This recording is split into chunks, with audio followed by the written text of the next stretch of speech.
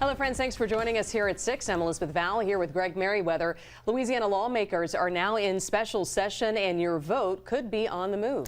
Yes, indeed. They're debating whether or not to shift next year's election dates as the congressional maps. It's got so many people across the country talking.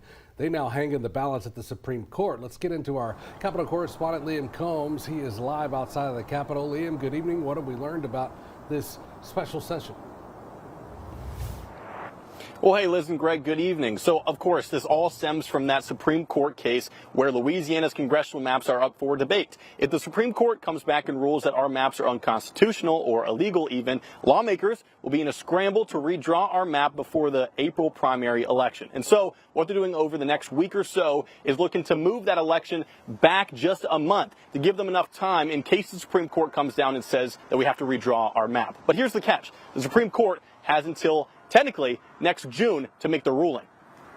As we're waiting for the Supreme Court to come back on their ruling, how do you know that they won't rule in June, and what happens in that situation? A very good question. They might rule in June, but if they come back before the Christmas time frame and we don't do what we're doing here, then Purcell could take effect and then we would be stuck with the 4-2 map. We're just trying to give them enough time to be able to make this decision.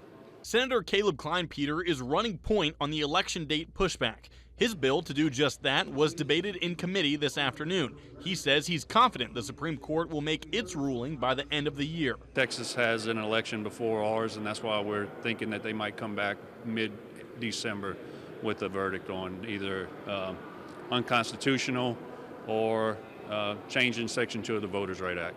Democrats say this is all too premature, and we should wait until the Supreme Court rules before making these changes. I want to make sure that minorities have an opportunity to elect the candidate of their choice.